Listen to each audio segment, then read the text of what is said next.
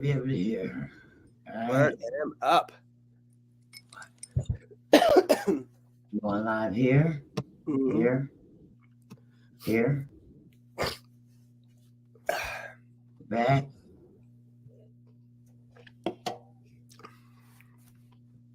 To the bootleg movement, the underground sound that'll make you move it. Stack from the back with new tips, man. reviews, interviews, latest news, and new chicks. You want to get a deal? We got the What? secret. We rap for the streets, so you need to be. We keep selecting in the street execs to break it down, so you know how to get that left. My man Rob, and he got it locked. Now you can see on screen that he got worldwide. All right. We're coming in now. Let's hide this. Welcome to the Comfort Level Podcast. Today, this thing is in my way and it's running slow. Hold on. Yup. I apologize. I can like them posing this way. No. There we go. And we're here. Fire you. Do this. Let's do this. Boom. Welcome to the show. What is the deal? In the building. Yeah. Who, man? In the place to be the dopest. In the place to be. What's the Thing deal? In the What's the house. deal, you What's up, guys? What's the deal? What is the All deal? right. So, Rob, this is it. We're going to get a little bit unorthodox here. Let's do this. You've been on interviews all over the world. Everybody knows you and know what you do, know what Who Mag is all about. So, what I'm going to do is, you have your shit down packed. You just run through that, tell them all about the Who Mag, but we want to focus today on this new venture, ACX1STUDIOS, down here in Atlantic City, New Jersey. Hell yeah! Right? Hell This is yeah. the biggest thing going in music and multimedia right now in South Jersey, and we want to hear all about it. You want to hear all about ACX1STUDIOS. Yeah, All right. we want to hear all Let's about start. it. Let's We start want to with- hear about Who Mag. You know why we're called ACX1STUDIOS? Drop the T. Let's do this. Now. So AC is obviously Atlantic City. X is for experience, but the one is because we have a very iconic address. Yes. One Atlantic Ocean. Our address is actually the ocean. We're the Mhm. only one Atlantic Ocean. So we Okay. added the one to our name, ACX1STUDIOS. And why it's studios is because we got this big mall, 550,000 square feet mall, that we are converting the mall into movies, into music, into immersive 3D, into esports, and all types of cool, incredible stuff. So this is our studios. So this is like our house, our playground, our fun space. But we turned a 4-story mall into a creative center for entertainers like yourselves.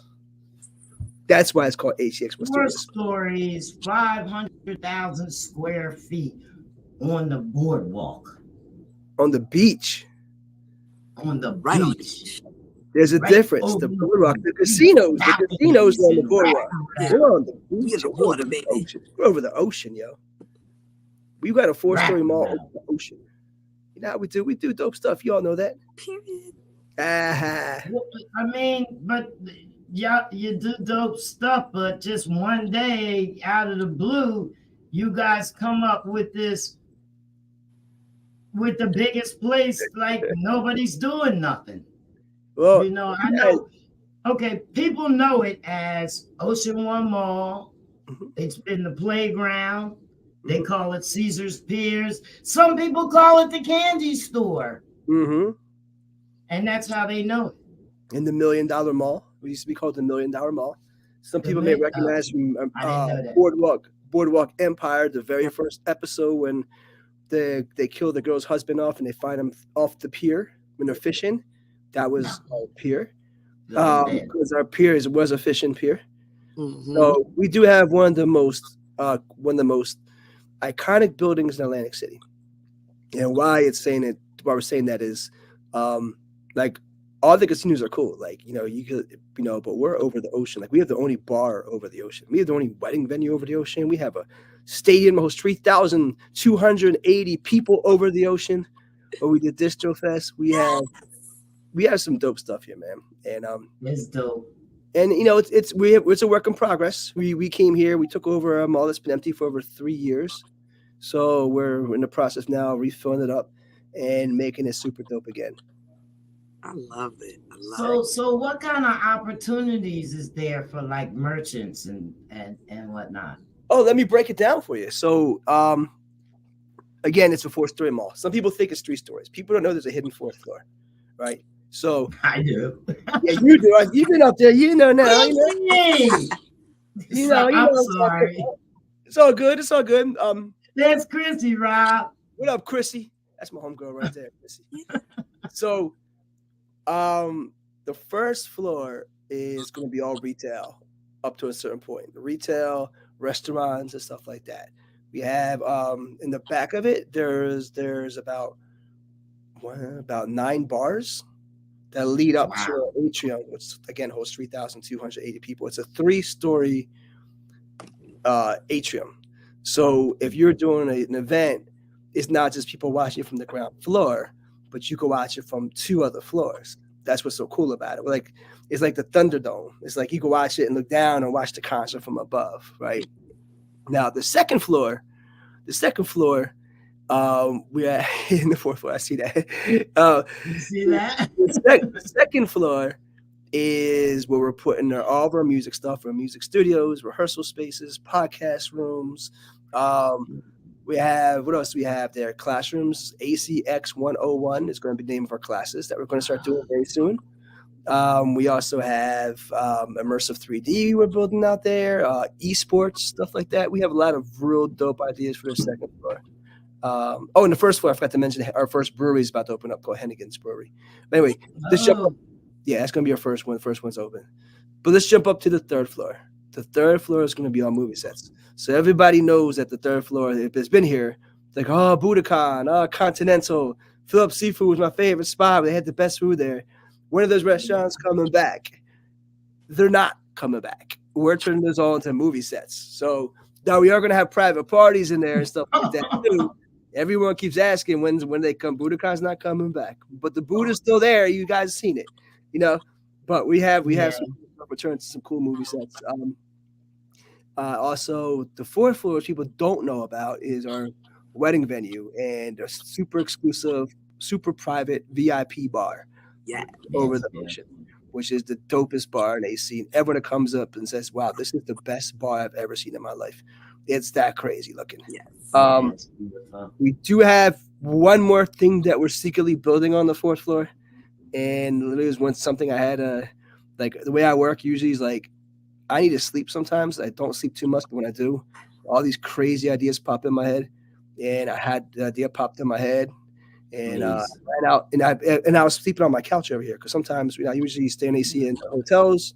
I stay out here a lot, and if I don't have room, I just crash here. And one day I woke up and I ran outside to the 4th floor and said, "Oh my God, this is going to be amazing." So we have one more major thing about to happen on the 4th floor, which you ladies will find out shortly. I'll tell you girls off camera, of course. Listen,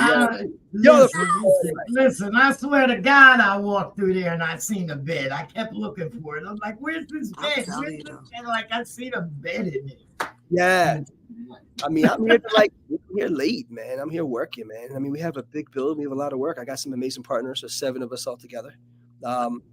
There's 5 of us that are the core members as far as the co-founders. And then also, with that being said, I'm also the CMO, the Chief Music Officer. So I run all the music stuff here, anything to music related. Also, I'm in charge of a lot of the events here with my partner Kofi with the event side. Then we got Roy and Joe who do the movies. Dom's a COO, G our CEO, and then Chris with the real estate. So that's pretty much our team. He's a strong team, though. You're not gonna just say that like it's light. That's a strong team. Yeah, we got the dopest team. We got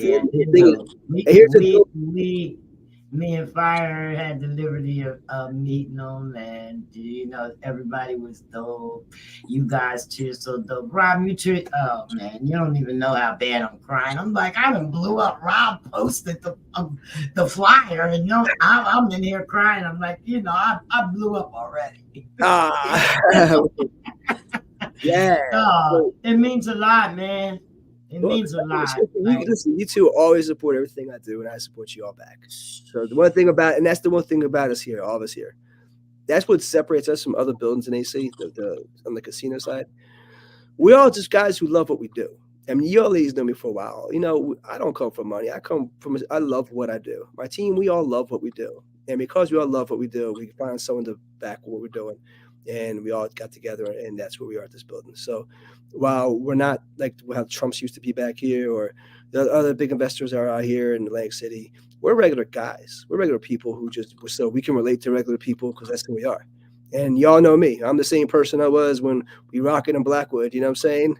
Yeah. Partying all the time. Yeah, you just got a little more space. Whoever partied in my Cherry Hill office. We used to party in my Cherry Hill office studio over here. Me and Blacksmith spent many of good night, good mornings there. Yep. Yeah, we just got a cool place to do it now. What I love, honestly, is me being not only an artist under HUMAG and now ACX1, to be a label under you and ACX1. You have given me so much time, and I don't think a lot of people realize Rob Schwartz is one of the busiest people I've ever met in my entire life, okay? But he is one of those people that I would call him before, not for nothing, half of you guys, because he's going to not only make sure he gets back to me, he gives me good advice. He gives, he literally will make that time. I've watched you make time out of no time, Rob, for us to strategize with us about the label. And, anytime we've ever asked questions, he's always been in the answer, and if he doesn't have the answer, he's like, give me 2 days, I'm going to get it. And what I love is that you could have chose any level of music to do this on, because you're literally a living legend doing what you do, and you have now built a powerhouse team.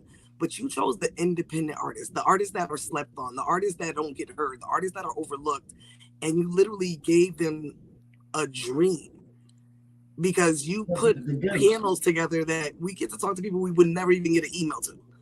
You do all these things with no motive. There's never been anything with it. I know that's got to be so hard when you have thousands of artists, but you have artists that are trying to get in. How hard is it to be now really a referral only? Well, I mean, this is the thing. I mean, I started distribution in 2010.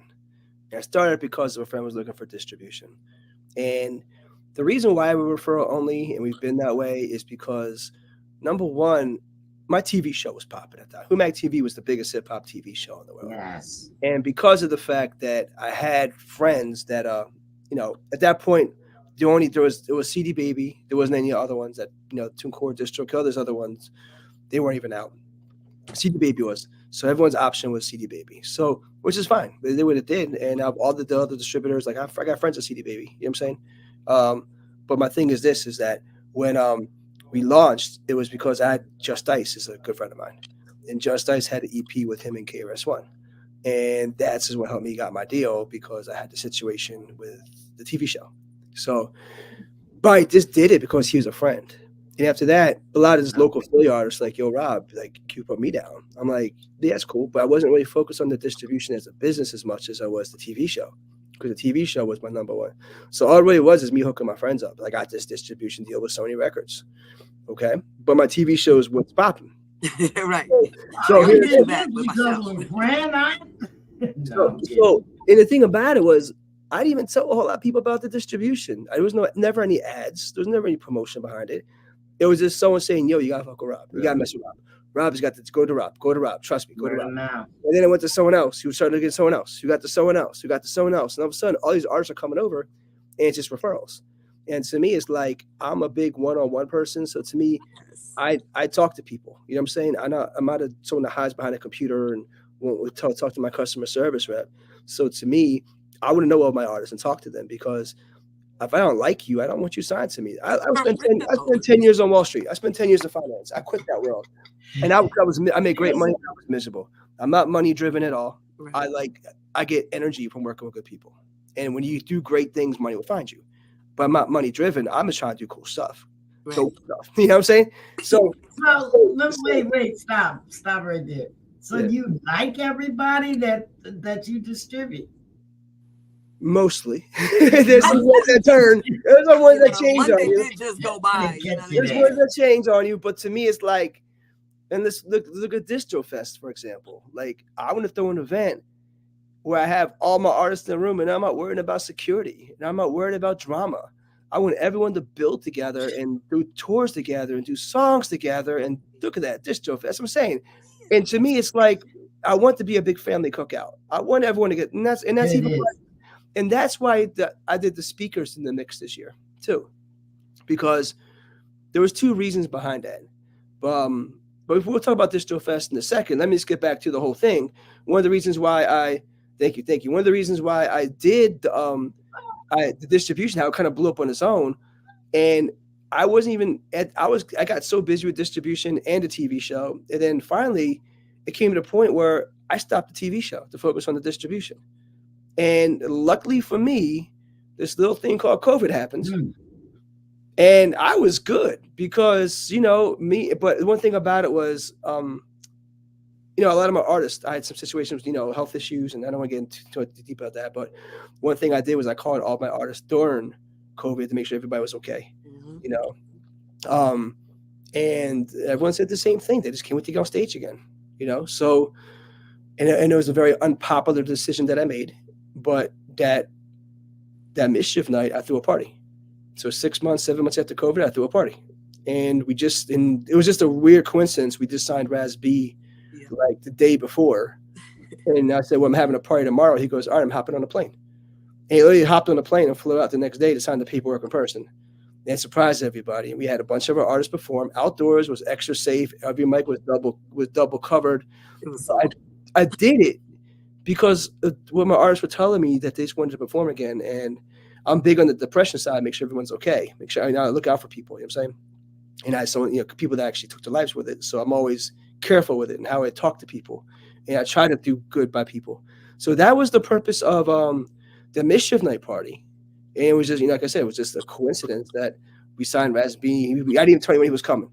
I surprised everybody. I didn't tell anybody was coming. I got a fabulous video, and we're still talking about it. I've been on there this week. People are talking about it on YouTube.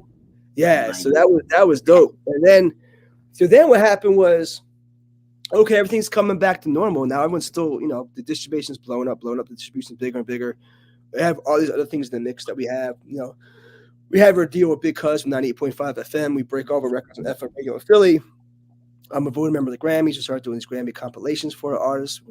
And then one thing too we did too was, I remember I did that party at my office where I gave everyone those awards. Yes. Right. I still have mine. And what I did was I got a lot of artist Grammy considerations. Yeah. And obviously I don't want to use the word Grammy and exploit the word Grammy. So I just gave everyone recognitions. And I gave all the artists that we had that year an award. Yeah. That was presented at my office for everyone that came by. And it was something that, again, it's a help because a lot of people are going through a tough time. They're still towards COVID. You know what I'm saying? So I wanted to do something good for people where people can actually celebrate and have something good and feel good about themselves. And that kind of grew. Yeah, that really, really, really boosts a lot of the artists' morale. Getting that. Yeah. That I feel like that's the best thing that ever happened. Like I won a Grammy. You couldn't tell me nothing. Yeah, you can't tell nothing. Listen, I got 2 of them joints. I got 2 of them joints from the Block 105 radio. I feel like I won a Grammy. That year was awesome. That's what he called them. That year was really awesome. It was really cool to experience that. Yeah. I think all of us were in awe that night. We were so excited to sign the CDs and take pictures, and we went crazy that night. I don't think any of us did not have that one that was allergies, you know. Like we all just hugged each other. It was like it was so much fun just because everyone celebrated each other. Yep. And that's what I think what separates HUMAG from everybody else. We celebrate each other's wins, we share each other, we love each other. And like Rob said, and I was one of those people he called. He said, hey, I know things are rough out here. You all right? You guys need anything? You guys got water? You know, you don't get a lot of people that do what you do and still travel the world. I mean, he called us, and then like 2 days later, he's in Greece doing a conference. We're like, he just called me like yesterday morning. We were drinking coffee, and you're truly an inspiration and a motivation, Rob, on so many levels. Thank you. Appreciate it. Thank you so much. Thank you. That sounds like family. Yeah, so let me get into the reason for Distro Fest. Yes. There was, and it's, I always think massive. I don't know, something in my head, and that's my problem. I think one of my biggest flaws, I think, is I always think too big. So I don't know. So I decided to do this. So a lot of my artists are calling me up about these festivals. Now the world's opening back up. Now these festivals are popping. A lot of artists are asking how we get in these festivals. And I'm like, how we get on this Rolling Loud, how we get in this. I'm like, I don't know that process. I mean, I'm sure if you want to perform, there's a budget attached. I'm sure it's different things attached, but enough of my artists were asking me about getting on festivals. And I decided, I'm going to do my own festival and only make it for my distribution artist. I'm going to call it Distro Fest. And it's only for my distribution artist. And that's it. And we had we went through some getting it started. There was a few issues we had with the township. They decided to cancel on us within 3 weeks. And so we had to move it in less than 3 weeks. I found a location in less than 2 weeks. We still put it on. It was amazing. Yes. Big, huge field. His CNC Music Factory headlined it. Raz B headlined it. A bunch of other great artists headlined it. It was amazing watching all these artists on this massive stage in this big field with incredible sound system rock out and have a festival. That thing was awesome. And there was interviews going on. Oh, yeah, interviews. Yeah. So what that did is artists were telling me how great it was. When's the next one? And the thing was, like, I'm sitting there like, you have no idea. It took me like 2 or 3 months. I didn't sleep to get that done. I'm like, I'm not planning the next one. Like, hold on, I'm tired. I'm like, so everyone's asking me what's next. Now I'm like, you know why? I'm like, it hit me. You know why people are asking me what's next? Because I didn't get to teach them how to figure out what's next. And so I had this idea. Next thing I'm gonna do is I'm gonna do a music conference. Mm-hmm. So I was like, I'm gonna do a music conference now. And coincidentally, I had the opportunity. I could have brought it here to Atlantic City. I was thinking about it. But what happened was I called my friend Brian Cronin, because we used to do he was in charge of Millennium Music Conference, and he always had me speaking. I said, hey, Brian, I'm thinking about doing this music conference. He goes, oh, wow, me too. And he had a partner named Jim. So we're like, all right. And they were trying to get this, figure out this conference. So we got together, started Play Music Conference. And my thing was, I thought what I what I didn't succeed at Distro Fest was the education so the artists can figure out what to do next on their own. And the thing is, I know a lot of people in the industry. I don't try to be the plug. I'm not trying to be the bottleneck. That's why I said I'm bringing all my contacts out. Let my artists talk to them directly. Mm-hmm. It's like, that's what you do. Because I got other stuff going on. It's like, you ask me a question, I have to keep going back and forth to people. And a lot of people do that because they want to make money off their artists. Oh yeah, I charge you this and the consultant fee and this, we'll take a cut. I don't do all that. I say, here's my contact. Here's all my plugs. We had Sony Distribution, we had Sony Publishing, we had major booking agents, promo. We had all these people there. It was massive. They flew from all over the United States to be there. And it was the first. I was trying to suck up everything that I could. I was trying to take notes, everything. I'm not an artist, y'all, but it was for everybody. I've been listening to Rob for many, many years, and I got a lot of stuff inside of me that I won't even use. Yeah. I won't even use it. Yeah. I got to learn it from you. Thank you. The conference was huge. Yeah, so Play so much to learn there. It was awesome. Yeah. So the show was awesome. Everything was awesome. Yeah, so Play Music Conference. That was 3 nights, 2 days in Philly, and 3 nights apart in South Street. The hotel, And it was just awesome. So then after that, and the whole time that was going on, this Atlantic City was in the works. It was in the works. So I kept it quiet. One thing about me is I don't like talking about things until they're done, you know? So that's why it kind of just popped up on people that, hey, I'm in AC now. And it was like literally was like an 8-month process. It was a lot of work. It was very stressful. Even during play, I was going through stressful situations trying to get Atlantic City taken care of. But I never let it show, you know. And I was again at the first music conference in 20 years in Philadelphia, and we killed it. It was amazing. So Miller Fire sponsored. Yeah, yep. Miller Fire sponsored it. Thank you. They did a dope ass performance at Reef nightclub. Yep. So then I moved to Atlantic City. So anyway, so now we got our building. We have ACX1STUDIOS, meet my partners, and this is August 1st.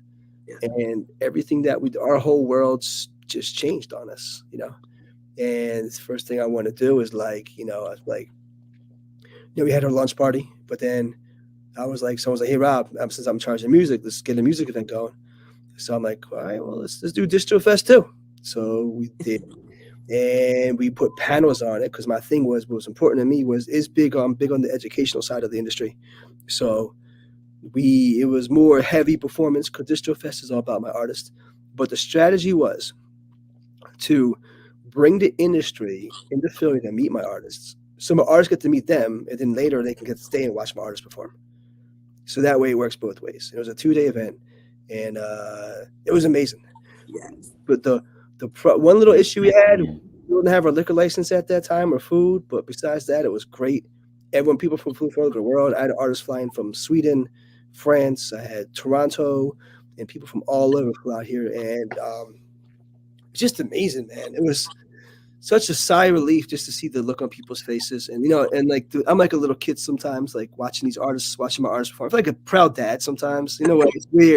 It's weird, but all the artists come. I know. I sit there and I watch them on stage. I'm like, all right, they took my advice. Wow, they're killing it. Yeah, and it makes you feel good. And I can tell everyone that see me sort of smiling at me and pointing at me because they want me to watch and say, all right, there's my dad. In a way, you know what I'm saying? They're watching it. Even if they're older than me, I'm looking that way. You know what I'm saying? So it was just amazing. And Distro Fest really was the kickoff of what we're building into ACX1 music, which is a lot of crazy stuff is about to happen. And a lot of that stuff to kind of keep on the low as we're in the building phases. But what I can tell you is the first step is we're building the music studios should be done shortly. That's step one, is the music studio here. And that's with Terrence, Great Tracks, and Mig, my partner in Blackwood office. He's going to be working out here too. But right when that's completed, we are going to have the ACX101s, which would be weekly events here on probably Thursday nights. And we're kind of going to sync that up with the launch of our brewery, Hennigan's. So then we can have like an hour one-on-one with some of these speakers, but then go downstairs and have us, either a meet and greet or just a hangout, and everyone gets to hang out because I like a networking event. And we want to really bring the networking event back to Atlantic City. Here's the thing about Atlantic City. Nobody recognizes Atlantic City as a music town because no artists really break out of here yet. But what I can say is this.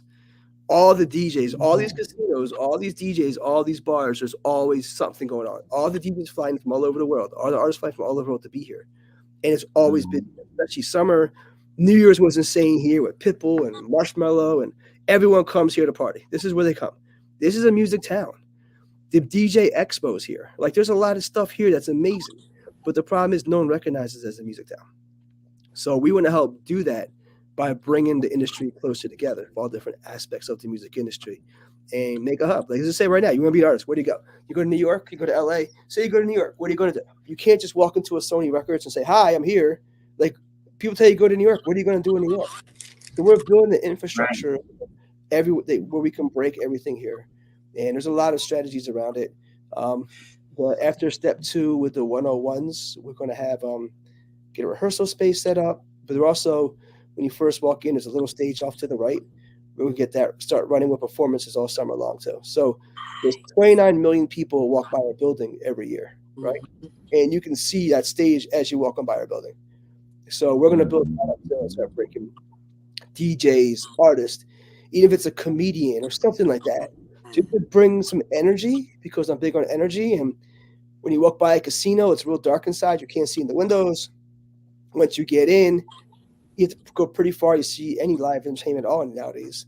But let's just bring it right to the boardwalk. I think that's awesome. There's millions of people that visit the boardwalk on a daily. Yeah. It's no reason why it shouldn't be the biggest thing there. You know, of course, they got artists and stuff coming to the boardwalk hall and stuff like that, but it's not open all the time like that. It doesn't have entertainment. It has to have a specific show. Yeah. Boardwalk hall is directly across the boardwalk from us. And exactly.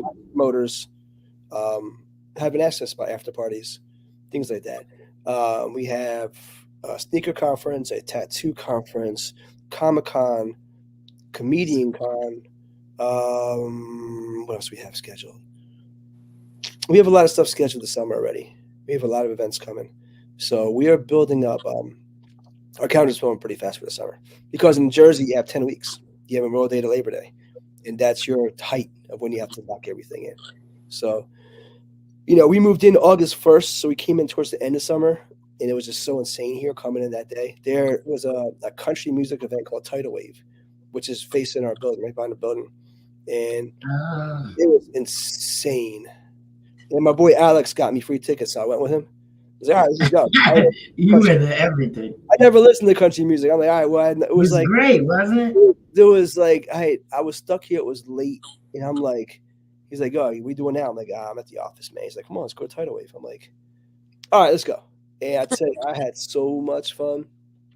Did you do any line dancing? There was no room. It was that bad. Came back with a couple cowboys and cowgirls. insane. We gotta get you a Who Mag cowboy hat. That'd be lit. Man, when I was in Nashville, that was crazy. I went there for Mr. Rogers' birthday party. Yeah, that's right. You did the thing with Mr. Rogers, right? Yeah, I got a Grammy for it. Yeah. Boom. Boom. Hey, well, tell the people that don't know about it. There's people that are watching that don't know. Yeah, I got my history's crazy. The actual Mr. Rogers, y'all. Distribute Mr. Rogers. Songs from the neighborhood. Got me a Grammy. Yeah. It's under your distribution? Yeah, distribute Mr. Rogers. That's why I got the Grammy. Boom. I distribute Johnny Cash's drummer, W.S. Hollins. I distribute Corey Feldman. I distribute I got a lot of things people don't know I distribute. We have a lot of different records. We have a Robin S. record dropping next week. We have Big Gip about to drop. Not a big artist, big Southern artist stuff. I forget what it is. With James Worthy, a bunch of James Worthy records, and he produced a lot of big down south records. So he's got a lot of big releases coming to us. I know I saw a new Skilo one up in the system. Do Michael DeBarge. I mean, we have so much stuff. We have a lot of records coming out. We just dropped Sadat X with Ice-T and Ed O.G. We got the new Force MD's record we dropped 2 weeks ago. So there's always something. Yeah. So let's these Philly people know. Let's give some props to Mr. Rodney down there. He brought the Laugh House. Tell him about the Laugh House. So Mr. Rod is bringing the Laugh House. We did a soft open this past weekend. It was one of the most famous comedy clubs. It was in Philly on South Street, and it was always sold out. And his wife passed away, so he shut down the store about 8-9 years ago. So now he's reopening as Laugh House Atlantic City. And it looks like they're going to be opening in their store April 1st. But in the meanwhile, we're doing soft opens. I think we have Michael Sean next weekend. Mm-hmm. Yeah, my man. So, yeah, we got a lot of dope stuff from Mr. Rod. So he's a good guy. And we're going to try to build a blacksmith. Now, I see Wet Willie's was coming down here. So Wet Willie's, they used to be in the back. And what they're doing is they're now going to be on the front. So they're actually going to be next to It's Sugar. So you can get to them from the boardwalk or from the inside. How It's Sugar is on both, we're willing to be both also. That's dope. Yeah, that should be done. They should be able to get to it without coming in. And I'm not put. I can't put out private information, but I can say when they were in the back, I saw how much money they made back there, and it's insane. Even though they're back there hidden, they're making so much money. Imagine going to the front; they're going to kill it. And what's good for us is we have a pizza shop that we are going to control right next to it, and we have the performances on that stage in the front. You can go to Willie's, get a drink. You can get some pizza. We have a juice shop. We have sandwiches coming, so you can grab something to eat and watch the performance. So you had to be there. We have a vision because we've been inside the building and we can see, kind of visualize what you're talking about. So you're talking about music studio and all that. Fire Nation has pictures all up against the wall and stuff already. She's already trying to shoot her own personal music video. Visit. First day was there, she shooting a video on my place. I was keeping it low. It's all good. It's all good. So the building, I mean, when you come to Atlantic City, there's only really two piers. There's us and Steel Pier. Steel Pier is all the rides with the Ferris wheel. And they're really good people that run that place. They a bunch of brothers. They're really good people. So we're the other pier, which is a mall.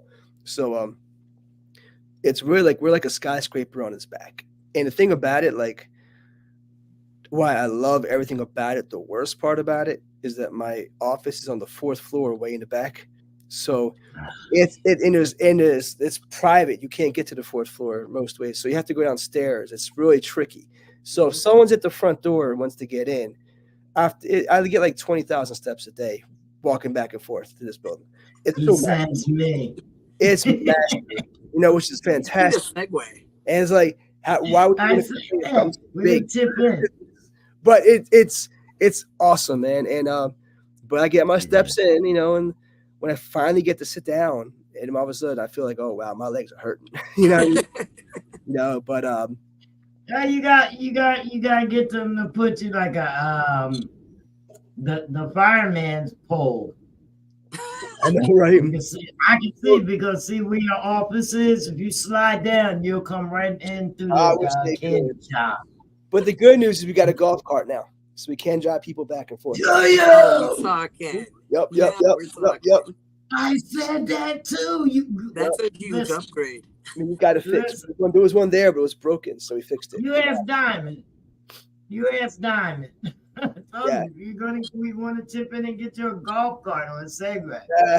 Yeah, we got one. We good now. Love it. And we have other strategies too, because that's one of the biggest problems. Is like, it's a hike. When you come, you have to be prepared to walk. After a couple of drinks, what I mean? It's like, ladies, bring your slides. Yes. Don't wear your high heels. Don't try to be the one wearing the high heels. Don't try to be cute. Bring your slides. Yeah.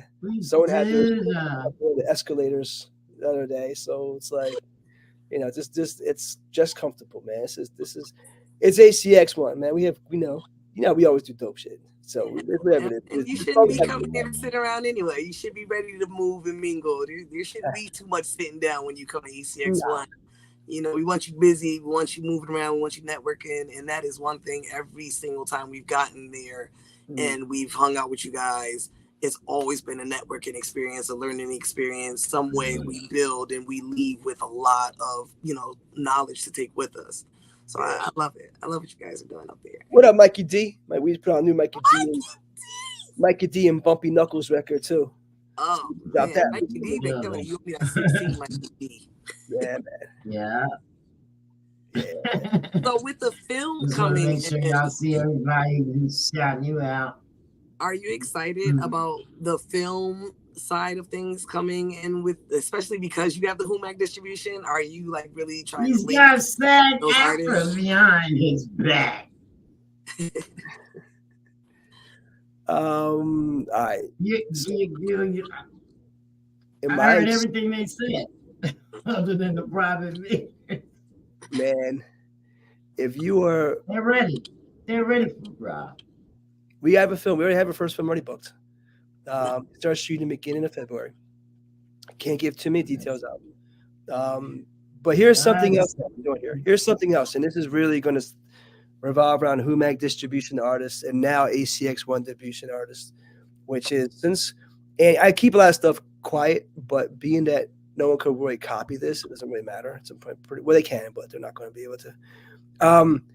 We're creating something here because I'm a big music supervisor too. I'm the Guild of Music Supervisors. We're trying to build a system here too where all of our HUMAG and ACX1 music can be licensed while filming.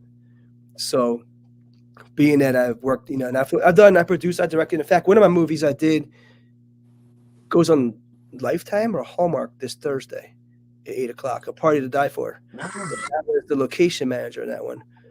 I believe it's either Lifetime or Hallmark, A Party to Die For. And it's Thursday, 8:00. So we're going to have a little watch party here at the office, probably. I'm coming. We coming. Well, I got to just figure out how to get it because we don't have cable here. We got the Fire Stick.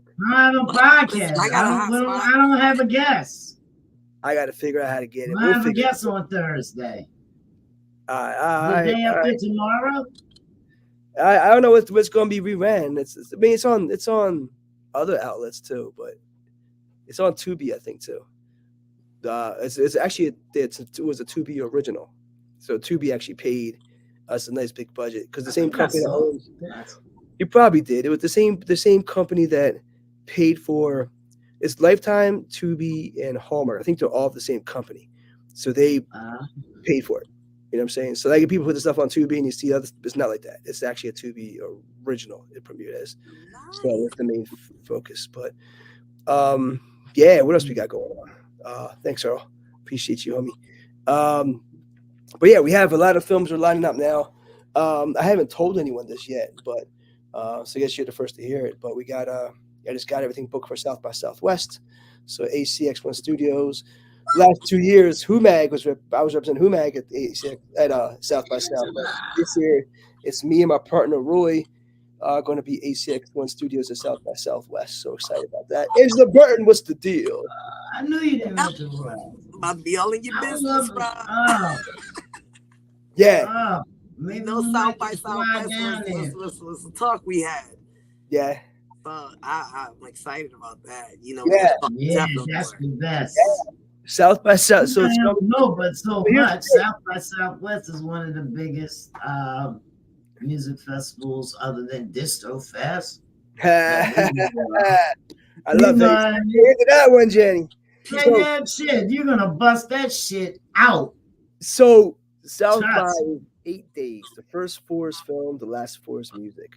I always just go for the last 4, but this year I'm going for the whole 16 because we're going for the film, and then my partner was going home, and I'm staying for all the music stuff. So I know that's right. It's gonna be a long week. I tell you that. I'm on a mission to be out there. I'm telling you. I told you last year. I'm on a mission now. We're going to start tomorrow on the mission. Yeah. So it's gonna be good. It's gonna be good. Start looking for rooms. Starting to line up the stuff now for it, so we can have a good time while we're out there. So nice. Yeah. Wow. So, how many hours of sleep have you got in the last 3 days, Rob? Right. So, full disclosure, last night I slept 9 hours. You look good. I was getting ready to say you don't look sleepy. Yeah, that's because I pretty much didn't sleep the entire week last week, and it just hit me like a brick. See, so I knew there was something there. Yeah. We had a lot of because the thing is we had the comedy show 2 days this weekend. We had last night or the night before was the Charlie Mack and Walt Reader's hip hop event. Hey, Melly, how about this? And then we got a lot of stuff to do, man. We got this big ass building, man. We got it. So like, it's just work. We just sit here and we just work and we make phone calls and, we network and build. So I get here I stay in hotels out here usually. Right now I'm at Caesars for the week. So I get here 8 in the morning and I go home at 3 in the morning, 4 in the morning. I'm gonna have to borrow some of them points you getting over there because you just racking up all the good points. Hey, me, it's my homie. Yeah, you met Alex. He's the one. Alex, I said, what's up? He's the one that gets me the points. So anyway, I got okay. So anyway, yeah, that's kind of what it is. So whenever I can stay. Otherwise, if I can't, if I have to crash on the couch here, I just crash on the couch here. That's right. Just get it done. It's gotta get done. We just do it. Thank you. So, what advice would you give right now to everyone who is looking to get into all of the things that ACX1 is having to offer? What would you say their first step should be? Number one, be patient because we're still building it out. All right. Everyone's calling me every day. Yo, Rob, I'm like, all right, be patient. We get there. You'll know when it's ready, but once it's ready, it's gonna fly. No, that's right. Follow what we're doing. I mean, just follow us on social media. Everything's ACX1STUDIOS. Follow me. Just Humag. Just follow us. And when you see the opportunities come up, because I mean, the thing about it too is the main purpose of getting this building is also for the movies. So we are going to start eventually need actors. So a lot of people want to start sending their resumes. We're not ready for it yet.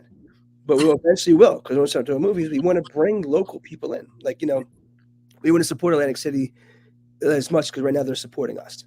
So we do want to, be a new face, a new situation out here.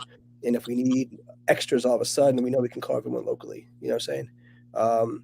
We have some other big things about to happen. I could tell you ladies off camera about stuff like that. But the main thing I would say is, and once we're about to launch ACX1 distribution. Once we launch ACX1 distribution, it's going to open up a portal for all the artists. Now, if you're already a Humag artist, you're already grandfathered, and you're good. Don't worry about it. You're good. So, but ACX1 distribution is going to be the new thing that we're starting, and a lot of it's going to go into a lot of the stuff that we're doing. So, it's going to be awesome. Awesome. I have like 1,000 questions. I don't know you. I know. It's all good. It's all good. I'm over here like, dang, I've been wondering. Yeah, you got questions? Yeah. So, all right. Now, a lot of artists have been putting money into promotions. And the reason why I'm touching on certain things, because I feel like these are questions that artists are not being addressed on. And I think that they should know. So a lot of artists are putting money in, and we've talked about this in many of our strategy meetings about marketing, and people want to get their numbers up, and they're investing in all of these, a lot of these people that are hitting their inbox. Hey, I got this $100 promotion for Spotify. Can you break down exactly why they should not and how they should? Yeah. So again, I'm a distributor. I'm distribution. I see numbers. All I do all day is see numbers. I have apps that show me numbers. I have sites that show me numbers. Spotify keeps changing the rules. So what they're going to do is, they keep asking me to take records down because they see fake streams that make you take it down. Now they're actually going to start finding us, you know what I'm saying, to distributor. So one thing is I'm very, very careful about who we pick up too. And so they're just transparent that if I catch you buying fake streams, I'm taking you down because now you're putting my company at risk. Not only that, you hype it up, they have all these streams, and one day people go back and realize that your song's going and there's no streams. I mean, how does it make you look as an artist? But anyway, the way to do it is the best way to do it is literally just go to the companies. So if you want to get YouTube streams, go to YouTube and buy YouTube ads. You want to be Spotify, buy Spotify ads because they're real. And if everyone's promised, if we get 20,000 streams for $100, it's fake. You can't guarantee anything when it comes to numbers. So they're all fake anyway. You know what I'm saying? And what happens is they're all, and this is the biggest thing that they do. Oh, it's $20 for fake ones, but $50 for organic. They give you the same thing. They just make you want to spend more money. Pretending a couple more. It's like the dumbest people fall for it all the time. They do, and this is why I had to ask that question out loud on live. And then what happens is once the company eventually gets shut down, they just open up a brand new company under a different name, and no one ever knows. Yeah, you know what I'm saying? And you'd be like, oh wow, that company sucked. Let me try this one. It's the same company. So. See, that's how I got roped into the music industry, because the artists were asking me, you don't know how many scammers and these platforms that they asked me to dig and I was like the artist protector. No, don't do that. Don't do that. Don't do that. And that's the reason why a biggest thing people don't like about me when I explain to them why is because our distribution doesn't do promotion. The reason why is if I'm going to charge you $2,000 or $3,000 for your promo, and I'm one that's cutting your check as a distributor, and you get $20. I mean, how does that make me look? You know what I'm saying? So to me, my integrity is more important than money to me. So to me, I'd rather not even touch the promotion side, the marketing side. You know, if you ever do it, you got to figure out on your side. I'll help you with it, give you advice, but I'm not going to charge you for anything for it because that's my integrity. You know, and everyone's saying, well, I did this and Rob, no. It is 1,000 artists. The Google me, there's nothing bad about my distribution out there anywhere. Yeah.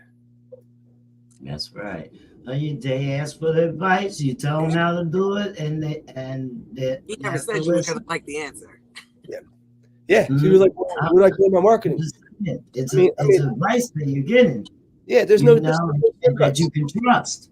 There's no shortcuts in this industry. Everyone thinks there's a shortcut. There's not. You just got to work hard. Just work hard. You know what I'm saying? That part. I went to high school with Rob. You went to high school with my cousin Tara? Don't tell me how old we are, Tara. That's my cousin. Word. Okay. So, I have to ask this question. It literally came up in a conversation that I was having 2 days ago. And I said, I'm not going to answer this question because Rob Schwartz is going to be on the live and I want you to tune in. And I know for a fact the person is tuning in, so we're going to leave them anonymous so they know who they are. But the question was, well, I'm signed to a label. Should they be giving me this money? Shouldn't they be booking my shows? Shouldn't they be setting up my video shoots? Shouldn't they be managing all of these things? What is the difference in the roles of a record label, a manager, a booking agent, or are all of these things together? If they were all together, then whoever that person is scamming you. Because now you're scamming. Let me rephrase that. Break it down for the people, because I feel like they need to know, Rob. Okay. To be successful in this industry, you need a great team. It really does revolve around your team. And it's people that you trust and people that you trust that you know what they're doing. A booking agent is completely different than a manager or a promoter. Everything is different. You know what I'm saying? You have to understand a manager's job isn't to get you shows. That's a booking agent's job, is to get you shows. But people think that's the manager's job. Mm-hmm. And that's why people get mad at a manager. It's like, you didn't get me any shows. The manager's job is to find a good booking agent, but it's not to be the booking agent. And the thing about it too is you have to make it easy for the booking agent to help book you shows. And everyone's complaining about the pay per play shows. There's a lot of them out there. But here's the thing: it's like you always have to put yourself in the other person's foot on the show, right? So think of it this way: I have a venue, right? My job at a venue is to make money, of course. How I make my money: the door, drinks, and maybe food, right? Mm-hmm. So if as a venue, if you're bringing a show to my venue, I'm going to charge the promoter a certain amount of money. Say, okay, if you want to do it here, I need a bar guarantee, or it maybe cost you, say, 10 grand. Okay. So now the booking agent may be working with the promoter. So I want to book my artist. Okay. Well, what they're going to do is look at it and say, all right, well, let me see your live show. So it's important to have your stuff recorded on YouTube. So you can send the link so people can see your performance and see the type of crowd you bring. Now, if you don't have a crowd, they know you can't bring anybody. So then they're going to flip out and charge you. Like, all right, well, it's costing me 10 grand for the spot. I know you can't bring $2,000 worth of people. So you have to pay me this much or pre-sell these tickets, which equal to $2,000.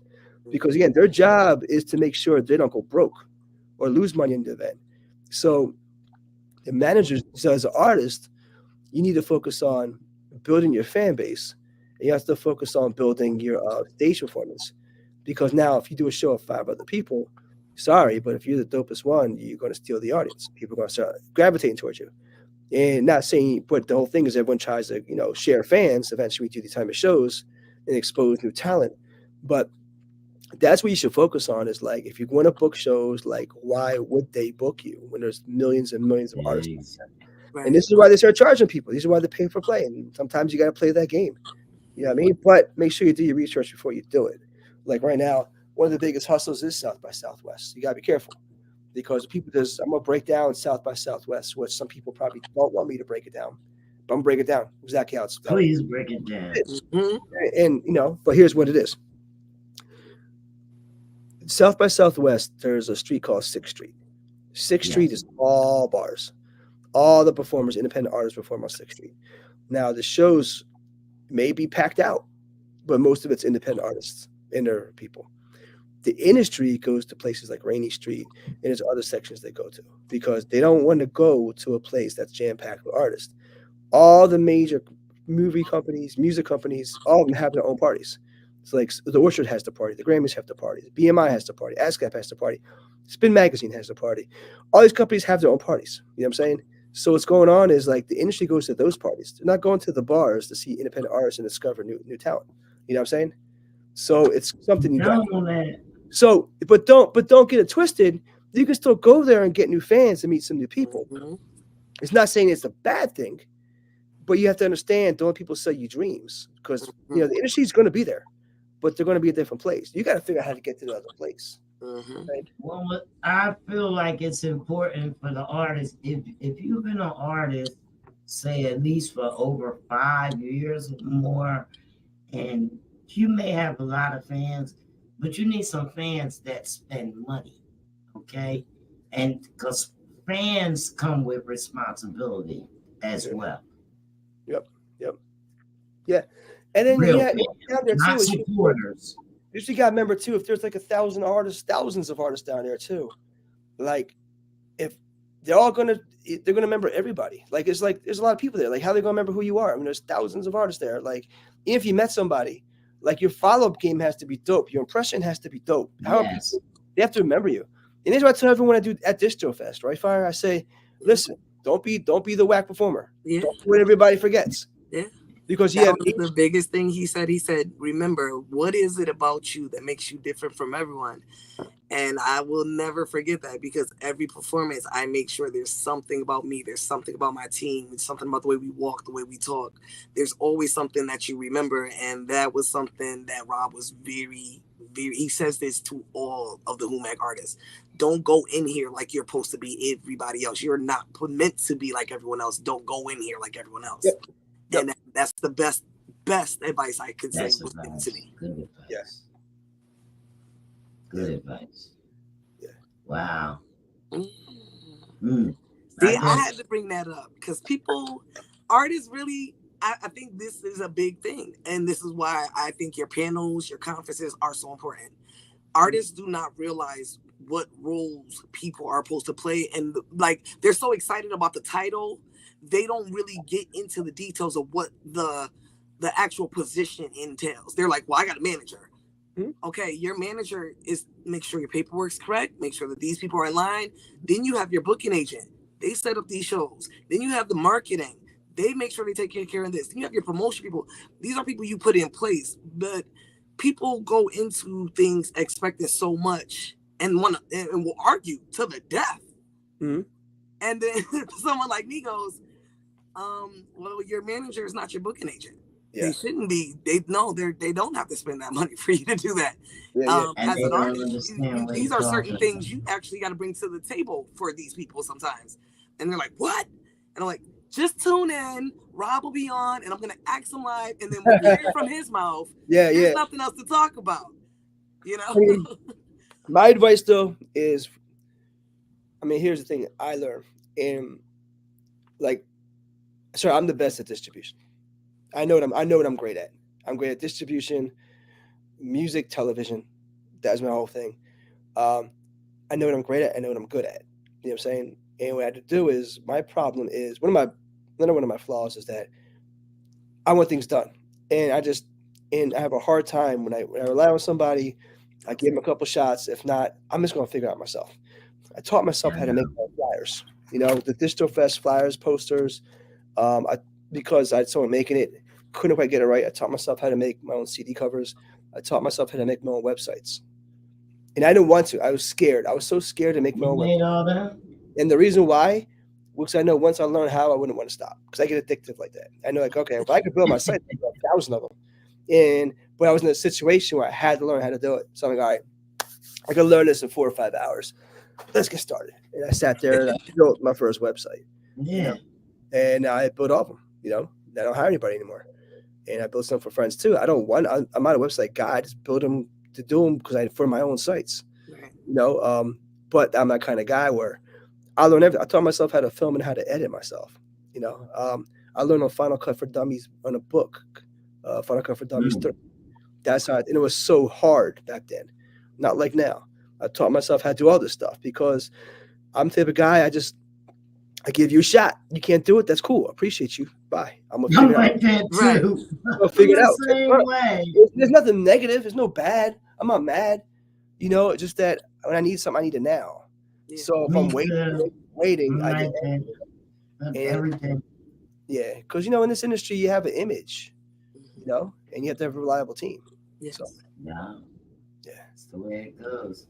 Well, I think you do have a reliable team down there at ACX1STUDIOS, and I know how much they look up to you as well. You know what I mean? I know they do, because I don't think any of you guys have ever I'm not sure about them, but I know you're not used to sharing, you know what I mean? And I know none of you guys have not made too many big mistakes in this industry. You always knew what direction that you were going, to hit that goal. The great thing is we're all great at what we do. The hard part we had to start learning is relying on each other. I'm not saying that. I'm saying I'm just so used to being on my own. So it's like when I have to talk to people and share ideas, which we do now, which is great. But the first was a little tough because if I want something, I'm just going to do it. But now I have to wait to have a meeting about it and figure it out. But then once you realize, oh, wait a minute, I'm glad I did because, this thing came out of it, which made sense, which I wasn't thinking about. So it's just learning to strategize together as a team. I mean, listen, we're like everyone else, man. We fight, we argue, but then we have a blast together. We argue until we realize, all right, we're done. Let's have a drink, and then we have a good time, And then you find out some shit that they can do that you don't have to do. And it's like everything else, man. The more you hang out with people, the more you learn about them. The more you learn the good, the bad, the buttons to push, the ones not to push, how to motivate people. You start realizing people's energy, and that's great, man. And one thing is we have a fantastic team here, and we're all just in a situation, we're all hungry to make this thing happen, and we share that, and we all share. The crazy thing is we're all talented in our own right, but they all kind of coexist in a way. So it's I couldn't ask for better people in a better place, and it's and all my HUMAG team has always got my back, so I always know it is what it is, and now we're about to do some great stuff all together, make this ACX music pop off. Absolutely. So I know there's a lot of stress too that's involved in keeping this industry together. So I'm just going to ask you a crazy question. What do you like to do the most to relieve when you're tight, when you're So when I'm done, sometimes I got to turn the light switch off. I actually just watch horror films. Okay. I watch zombie shows. I watch somebody else get killed. I just watch stuff that, and it all started for me with cartoons. I just watch a lot of cartoons, and the reason is, as a grown up, I watch cartoons, and even now I still watch cartoons. And the reason why is because I know I can't relate to it. If someone wants to watch a drama or something else, they start relating to it. When I want to watch something, I want something that I have no relationship to. I'm not going to get attached to. I know there's no zombies out there. I know there's no vampires. I know an anvil can't fall on my head in a cartoon. You know what I'm saying? So for me, it's that's why I used to love the Three Stooges as a kid. And the thing about it is my attention span sometimes gets short. I was never diagnosed with ADHD, I guess, but I'm sure I have it.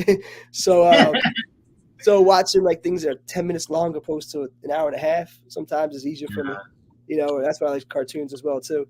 But to me, I rarely watch TV, but when it is, here I'm at Caesars. I mean, it's the worst cable ever. I mean, it's a bunch of terrible stuff, but when you get to the very, very end, it's almost 24-hour Simpsons and Family Guy or South Park or something. So I get in 2, 3 in the morning. Sometimes I just put on an episode and fall asleep too. So otherwise, it's horror stuff. And my favorite is actually Japanese horror film. I love Japanese horror films the best. Anything with zombies I watch. But yeah. can't even understand those Japanese horror.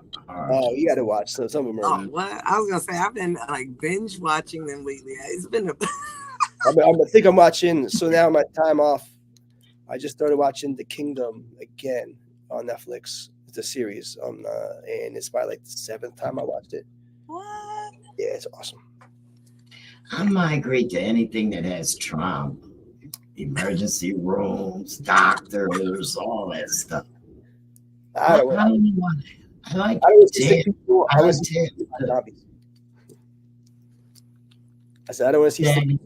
I want to see people eaten by zombies. To me, that's like, oh man, look at that. You know, No, yeah, yours are gonna die. I like to see them saved, Rob. like I'm here at like 3 a.m. by myself sometimes. I start hearing noises, and I'm like, everyone's like, don't you get scared? I'm like, nah, I don't care. Nothing's gonna happen. That stuff. If I saw a ghost in here, it wouldn't even scare me. He don't care. I'd probably That ask. place is so huge. Anybody can be in there at any time. It's like I don't care. It's just, you know what you gonna do? Scare me in my building? Nah, you ain't gonna do that. We're gonna fight. I You know, know, that's right. we fight for that's this. right. Fighting for this one. Mhm. I can Wow. see Rob fighting the ghost over some chips. I can see that. That's my chips. What are you doing, man? Don't touch my bullet. Come on, man. Word. Very, very limited ones. We don't have. We're trying to get some. We're all over the place soon. Yeah. You got everybody want that hoodie, Rob. We're gonna have to get a couple of ACX1 hoodies to auction off. Do a quick, giveaway or something over here on a couple. Trying to get them made up. I gotta get some new shirts made up for South by Southwest too. Some on my team, they get those made up. Yeah. We can represent out there. Oh man. Yeah, I'm gonna get that hip hop on here so we can give away some of the shirts from the spinner. Yes, that hip hop. That's my fam right there. Yeah, he was on earlier. Yeah, Monty. Yeah. Hi, Monty. Yeah. Monty, that was my boy. We had a Yeah, blast. so I'm We had a gonna get blast. Monty up on here. There he is. There he is. We had a blast in Toronto. We had a blast in New York. That's my man. There he is. The good people. I'm gonna tell you what I like about Dot Hip Hop, man. They're just good people. They got a great idea, the great platform, something unique, and at the end of the day, they're just good people. And it was great watching their energy at Distro Fest. Yes. Yeah, especially Monty. You got it, but all of them have great energy. Yeah. You know? He was all over the place. Yeah. They're good people. They Talked have to great everybody. hugs. Oh, it's Scott. Well, Scott doesn't have Scott. energy. I'm kidding, Scott. Hey, Scott. Scott's got great energy too, Scott. What's that, too? One of y'all was watching. I love it. So Yeah, well, either one of you guys can come on the Get your podcast .hip hop and domain. talk about it. Get your .hip hop Yeah. domain. yeah. That's Yes. right. Oh, get that. Get that. I got one. All right. I got one too. Whomag.hip hop. Boop, boop. RNC Independent Radio hip hop. There we go. I can't tell you what's I gotta do something with that station, so Word them up. yes. Well, I got you guys playing. I got all these, they're running on the station. Oh yeah. All of them you put out. Well, there we go. Yeah, I got it all. You have. Wait a minute. That's what you have? You're missing the R&B one. You have the R&B one? No, I got it somewhere. I was gonna say, I know These she are got just those. the ones that were in the bag. Gotcha. I've been at them. Gotcha. What is it? What's he say? What's hip hop? They're more than music. They What's protect the See, you artists. gotta break that They down teach for the people, artists. Rob. .hip hop. A little bit more protect. Instead of getting a .com, get a .hip hop. It kind of so people know you have a hip hop site instead of saying It's gonna protect your intellectual property. get it. You break it down, Janny. You got this. Right, there you go. Oh yeah, cause I did it. All right, Mr. Ken Murph. What up, homie? Oh, you got it up there. There you are. Just go right here. Yeah. That's my man, Mr. Murph. Yes. Big Murph in the house. She said, Thomas. Big Murph had his. He has a dope hip hop TV show too called What's Going On. It's been out as long as like Ralph McDaniels. He's Ralph McDaniels, man. That's his boy. So we air his show. He interviewed everyone from Beyonce to he interviewed everybody, man. And we run those episodes on my channels. Humag Multimedia, iFame, all that kind of stuff. So Murph's been kind of a mentor to me first getting started in the television world and stuff like that, man. So what happened was, it was funny because we both were on this broadcast TV network called Colors. Was it Colors? Colors TV. Colors TV. That's what's up. Yeah, what's going on? That's what it's called. It was on Colors TV, and then one day it just mysteriously went off the air. So what happened was, he just reached out and started talking, like, yo, what's up? What's up with this channel? Like, because there's air shows all the time. And that's when I just started saying, hey, you know what? I'm going to start my own channel. And that was one of the inspirations for starting iFame TV. Because when I lost Colors, that was a national TV network. So I needed a new national television worker. So I was looking into starting my own channel through Dish and Direct. I just quit Wall Street that time. I didn't have any money. So I'm looking at these prices. I'm like, I can't afford this. And I came across something called Roku. And that's why I started Roku. Well, I can control my own thing. And this was 12 years ago. Damn, people are just getting onto it. Mm-hmm. Yeah. Dish Network. Yep. We were on Dish, 21 million subscribers. So I started Roku. I started iFame on Roku on my birthday, March 6, 2012. And we were the first 100 channels on Roku. We were the first one to put hip hop, the urban dramas with Book of Nimrod on OTTs. Oh, yeah. So, yeah, we're the first one to do that. And also we had What's Going On with Ken Murph, Big Murph. Yeah. On iFame TV. Yeah, man. Now, how crazy is it to know that a lot of these things that people are just learning about are the things that, like, not for nothing, you were kind of like one of the starting, runners for a lot of these things. And everyone's now like, yeah, I'm on Roku TV. And you're like, I remember when Roku TV didn't even know they were Roku TV. Because they didn't pay attention.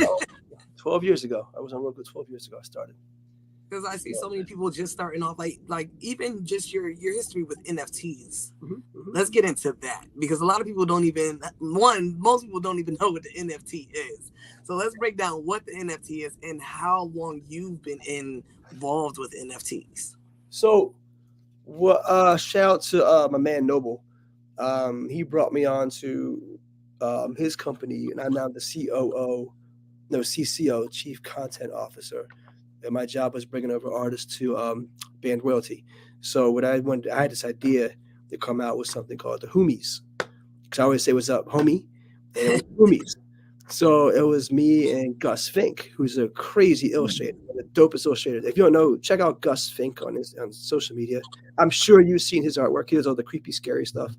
I'm sure you've seen it. Everyone steals his stuff. So me and him started this cards. Here's actually one signed by Mikey D. We have all. In fact, here's a checklist. You can see we had a bunch of different ones that we did. So then we had all the extra ones that we did too. So what we did was, nice. You buy it. We're the first ones. We're the first music distribution company to do NFTs. We made packs of some of our artists, and you buy these packs like baseball cards, and you do is you buy them, and you get maybe one or two like real artists and a bunch of fake artists, and they're all based off how many there were. They're all numbered. So it was amazing that we're the first one to do it. You can Google it. We're everywhere. The first music distribution comes to NFTs. Of course, other ones, someone say who started copying us right afterwards. But they copy everything that I do. So that's okay. It doesn't bother me anymore. Because it stopped bothering me anyway. But yes, we did really well with those. And then after that, we started doing more stuff with band royalty with NFTs as well. And Noble's been to, he spoke at Distro Fest too, and Play Music Conference as well too. That's my homie right there. So yeah, the NFT world. And the good thing is, I know everyone's like, oh, they're dead, they're done. I don't know. I never cashed out when the market tanked with Ethereum and all those things. I never took my money out. I'm glad I didn't, because right now every day it's good. But every single day it's like this, and it's getting back to where it was. So, yeah. That was just a hidden jewel. If y'all didn't catch that message, don't worry, I'll be right on my app later.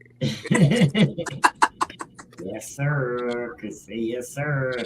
They got the message. You know, I mean, If you know anything about a little bit stocks, take your chance. Yeah, I used to work on finance. I did risk management for J.P. Morgan, Bear Stearns, and Merrill Lynch. So, and I did margin and risk management. So it was a whole other world. I was a whole different person back then. And the crazy part is, like, I feel younger and act younger now than I did when I was in there because I felt like an old man. I was miserable. I was angry. The deciding factor that made me want to give up that for good was the point where I just got my 4th promotion at that time, I think, with Merrill Lynch. I still haven't gotten a raise yet. And I had to manage a team of 6. And I was young. And they were probably close to twice my age. And I remember I had to teach them this new software. And no one would listen to me. Like, this is being this blatantly disrespectful. And I was getting very agitated. And the one guy that I liked actually pulled me aside and said, Rob, listen, we were all where you were 20 years ago. Let that sink in. And he went back to his desk. And that's when I was like, wow, this is not the place I need to be. And that was the same time I got the news, Mr. Murph, that Colors TV picked me up, my first national TV network. And that was my calling card to stop finance. And everyone thought I was crazy because I am leaving a stable financial job to build a hip hop TV show. To work on a hip hop been one of the scariest things in life to be like, yep, I'm out. Here we go. Yep. Everyone thought it was crazy. And it was like, I just didn't want to be miserable anymore. Like I always say this analogy, but when you go out in Vegas, I don't know if you've been to Vegas, but if you go out there and it's like 110 degrees and it's that dead heat, and you walk outside and that dead heat just hits you in the face like a brick. That's how it felt every single day getting off that elevator at Merrill Lynch and walking to my desk. The negative energy felt like I was hitting my brick. Like, that's what, every day. And the problem is, here's the problem. You get so accustomed to it and so used to it that it doesn't bother you anymore. And you don't realize it until you remove yourself from a toxic environment. And I'm saying it was all toxic. I'm just saying it is what it is. And, I realized I was never really meant for a 9-to-5. I was always just meant to do myself and be happy. That's how I feel. You know what I'm saying? Yeah, exactly, Murph. That's the whole thing. It's like, but the thing is, you have to do that. You have to learn how to believe in yourself and learn when to double down and triple down on yourself, because a lot of times we are worried what other people think. If I was worried what people think about me leaving finance to do a hip hop TV show, which people think is the dumbest thing in the world. And to me, it was the best move in the world. And people always ask me about, like, hey, man, like, you still doing that hip hop stuff? I'm like, but they're kind of saying, like, almost in a derogatory way. Like, you still doing that hip hop stuff? Like, yeah, I am. How about you, man? Look where I am. I own this building. Want to come hang out in my building? I got 17 like, yeah, you come check it out. You want to pick one? You want to hang out and have a drink with me? Come on. You know what I'm saying? So it is what it is. I mean, I got this Grammy over here. I got shit going on. So I still do this music thing. This is what I do. And yes, I'm not going to stop it. And the crazy thing is, like, someone's asking me about retirement. I'm like, I don't even know how to retire. Like, I can't even fathom. Like, I'm just going to, like, when I try to take a vacation, I can't. It's like, I feel like something's wrong with me. Accidentally networking. It's like my vacations are like going to, like, when I go to, like, Barcelona, I go to these music conferences. I speak all these different music conferences. Barcelona, I went to Toronto, I went to Italy, I went to in Rome, I went to South Korea. It's like when I go, I was like, oh, it's great. You get to go on vacation. I'm like, dog, when I go, I literally don't sleep the whole time I'm there. It's like, event after event after party after party after panel after panel. And I'm always there speaking too. So I come home, I need a vacation. But then I come home and next thing you know, it's a ton of work waiting for me to catch up on, And like even after Distro Fest, like all that time I spent putting that together, like once it was done on Sunday, I was like, oh, you must have had a night to sleep. No, I had a ton of stuff to do that day. I was like, oh my God, I can find all these emails. Everyone's cursing me because I had a chance to follow me. So it's like you just go. You know what I'm saying? So I don't know, man. And I hats off to you. You just go. That's what it is. Just get it done. Just get it. That's my thing. Just get it done. How is it affect you being a parent? Because I know you're a dad, and I know that you're a good dad at that. Yeah. How how conflicting are your days some days when it's like, dang, I gotta go to Barcelona somewhere, or I gotta go somewhere here, you know? How hard is that? It's hard. I mean, I try to keep my personal life out of what I do, but as far as like that, I'm always like, I'm the best dad there is. You know what I'm saying? I always take care of everything I need to take care of. You know what I'm saying? I know every time we talk, you're like, man, can't wait to get back home. I'm ready to see my baby. And I'm like, oh, you're like such a cool dad. And he's like literally, Rob is always on go. Yeah. But I always can call him and he's like, I'm like, hey, you know what you're doing? He's like, yeah, get some family time in, me. And I'm like, well, I don't know when you get a chance to take a deep breath because yeah. Oh, you know what? It is what it is. Balance it well. It is what it is. I mean, here's my thing. It's not to be grim. We're all going to die, right? Let's just enjoy life while we're here. So why I do all this stuff, I do it for them. I do it for myself. But the thing is, like, and that was the hard part about being at a Merrill Lynch and just being miserable and not realize that all these years are passing me by and I'm not having a chance to like enjoy it. And the thing is like, and that's fine because we're taught in school. You graduate, you get a job, you retire, you die. And in between you watch some TV and you get excited for 3-day weekends. You get excited for stuff like this. And, and that's, and there's no disrespect, but that's most of the world. There's no disrespect anyone that does that. But, it's just like, if someone says, yo, Rob, I need you to go somewhere tomorrow, I just go. I don't got to call anyone to take off. And that's the thing about being independent too and building up that way. So one thing I try to focus on is, even with my kids, I teach them that too. I teach them like, wow, they're the smartest in their schools, all A+. At the same time, I teach them about entrepreneurship because the thing is like, we're not taught how to be an entrepreneur. Right. That's something that we have to learn on our own. We're taught how to work for somebody. We're taught because what it is it's safe. You feel like you're safe working for somebody. You know what I'm saying? But being like an entrepreneur, you just got to learn to trust your gut. And, and one thing about me is I really don't understand the word no. So I can always find, if you're telling me no, like DistroFest never would have happened after what happened, right? Even DistroFest 2, we had to postpone it. You know what I'm saying? Because of situations we can't control. But here's the thing: is like you push. I don't understand the word. It's like you talk now, look like a deer in headlights. Like what do you mean no? Like, can't we do this? Well, how about this? We could do this. Here's the way we can get it done. What's your plan B? What's your plan C? What's your plan K? What's your plan Z? Like, come on, let's figure this out because we make it happen. You know what I'm saying? So, exactly. But that comes with believing in yourself. It comes with understanding yourself. And I'm a very confident person, but I had to teach myself how to be confident because I wasn't at first. And there's a line between confidence and like cockiness too. It's like you have to know. Like, one thing about me is like I believe in myself 100%. Like I literally believe I can do anything I want, which sounds cocky, but it's not because I believe that. And if I don't achieve it, I'm still way above if I don't believe it at all. So that's why I do like crazy things like the DistroFest or a play, or I was the first one to put hip hop and Netflix and Blockbuster. Like I'm the first Roku channel. Like, come on, man, I'm starting this thing. No one knows what this Roku thing is. How put a channel? How's everyone gonna know what this Roku thing is? Like what is this thing? But yeah. So the thing is it's like you got to figure out like but you got to take these jumps. NFTs. Like, all right, explain NFTs. It would take me more time. The NFTs are like $15 a pack. I would spend like an hour and a half sometimes on the phone trying to teach them how to spend a $15 pack online because it was so complicated by NFTs when it first came out. With the Roku, it's so complicated to get people to understand. Interview, where I watch it, iFame TV. Where's iFame TV? It's on Roku. What's Roku? Now I got to do my pitch. Well, Roku is this. This whole thing. And what's crazy was I'm a member of the Broadcast Pioneers of Philadelphia. I was like the youngest member. Where's all the old people from the Philadelphia, it's legends in there. And the guy that started the Channel 17 was the first. I think that was the first channel on UHF television.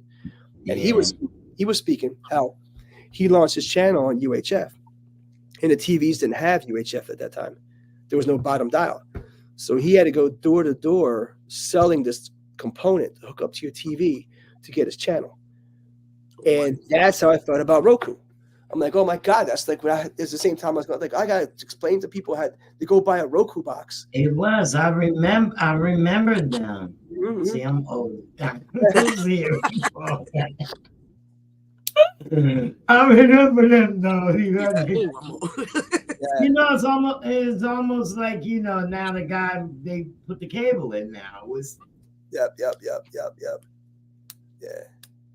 It's a box. Like, you've done so much, Rob. Yeah. So much. You know what's funny is that a question people always ask me about my office. You know, why I have so much stuff up. Here's my thing. I do a lot. When people come to my office, I see a lot of stuff on the walls. It's all my past. I don't talk about my past that much. I'm always talking about tomorrow. I'm always focused on the future, right? The reason why I have all this stuff on the walls is I don't want to forget my past. Right. You know? Because so much happens and sometimes you just get caught up and forget. But to me, it's like, but I remember when those guys, I don't really, you don't see too many Throwback Thursday posts from me. You don't see me talking too much about stuff that I've done. You just see stuff that I'm doing now. You know what I'm saying? And you don't have all the stuff I plan in the future. I'm not even talking about it yet. I'm keeping it quiet until it's done. You know what I'm saying? But that's one thing too, man. I just focus on now and what I got to do. But those are your heirlooms. I got the same thing in here, inspired by you, all over the place. Thank you. My look of my office goes back to they feel like the pictures feel like trophies and things as well. Oh yeah. Well, when I used to work at Polygram Records, you walk into an office, and that's how they looked in the industry. Everyone was hanging up everything. In fact, it's crazy. My old boss at Polygram literally just called me while we're on the phone. So, shout out Mitch Dudley.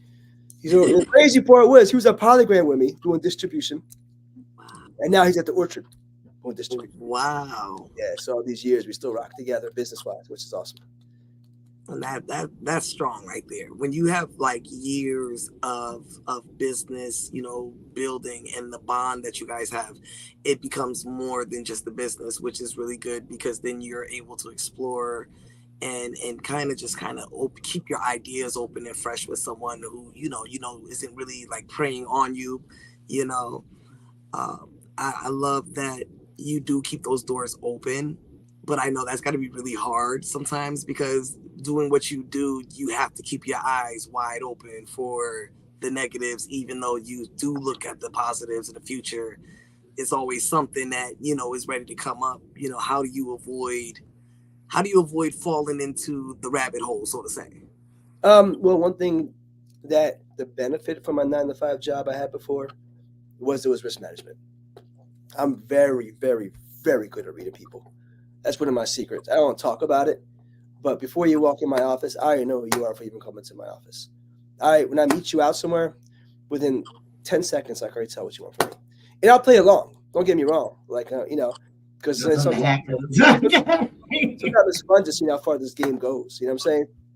But I'm very good at that. And it's just because that was one thing I always thought I could be as a great detective if I didn't want to pursue this. Other thing I probably would have been as a truck driver because I love just being by myself. While I'm always around people, sometimes I don't mind just being by myself and taking drives, you know. But yeah, that's kind of I know where was I going with this? What was your question again? How do you stay out of the negative rabbit hole? How do I get out of the negative? Okay, that's a great question. Sorry. One thing about me is I've been burned so many times in this industry, so many times, that I'm numb to it, if that makes sense. Mm-hmm. So I don't care. Mm-hmm. If you burn me and I see you at a bar, I'll buy you a shot. I just don't. I literally just don't care. It's really like, all right. And I say this a lot too. Like, you're lost anyway if you burn it. Yeah, if I'm running a race and you're talking behind me, I gotta turn my head and look at you. I'm gonna fall and trip. So I don't care. I'm just gonna go. And I don't believe in the term haters. Because that means I have an opinion of something that's supposed to bother me, and I don't. I really don't. And I think that's the hardest thing people when they realize me is that, you know, I'm good. Like, you're not going to upset me. Like, I'm good. Like, say whatever you want to say. It's cool. I don't get caught with negativity. I'm a very positive person. I try to spread positivity. That's why I speak a lot. The reason why I had to first hip hop DVD ever in Blockbuster and Netflix. Man, DVDs are out way before me. Like I'm the hip DVD magazines when it comes to like the Smack, the Cheddars, all them. Mine was the first one that was clean. There was no curses, there's no guns, there's no booty shaking. That's why I got the stories. You know what I'm saying? So I do a lot of stuff with positivity. So that's the whole thing. What up, Judah? So that's kind of why I model my system the way I do. And you know, I have kids that watch me. You know, so I have kid artists. You know what I'm saying? So I think my thing is and like when I do things, as you probably know, Fire, a lot of times I say, you know, no cursing on this or something like that. Because the thing is, it's like with if you don't curse, like you don't realize how much streams you get anyway, because now you get more playlists and stuff. But to me, it's like you never know who's watching. And a lot of people feel they have to curse to get the point across. Well, be creative and don't see if you can challenge yourself that way. Right. So I rarely curse when you see me on interviews. You know, I don't drink on my interviews or drinking pictures. You rarely see me with a cup in my hand. I always try to portray a positive image because you never know who's watching. Right. In fact, one of the jobs I got for this movie, somebody else was hired to do it. And what happened was there was kids involved, and one of the parents went to the kids' Facebook page and saw some of the comments the guy was making, and they made a big mistake. Like, my kid's not going to be in this if he's the director. And they ended up hiring me instead. Wow. So this is something that, you know, and that guy still doesn't know why he lost his job, because you get fired. You can get sued if you put that out as a reason why. Right. Yeah, but that's the reason why. So a lot of things happen to you without realizing it when you do put that negative energy out there. So I'm always positive. And you see me anywhere, I'm always smiling. You know, no matter where I am, I'm smiling. I'm having a good time. I make sure everyone's happy.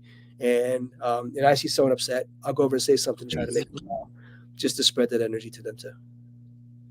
That's huge. See, you guys, if you didn't get knowledge from tonight, then you are messing up. I have asked all these wonderful questions. Y'all been bugging me in my inbox. Y'all drive me crazy. We got Rob Schwartz here. I asked all the major questions. You guys heard it. Stop following the crowds. Yeah.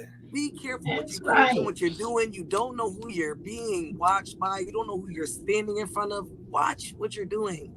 Get a good team. Learn the business. People. Learn the business. Yeah. You know, and our call-in line is open. If you want to give a call and have another question, the numbers running across the screen is 609-315-4442. You got a few minutes.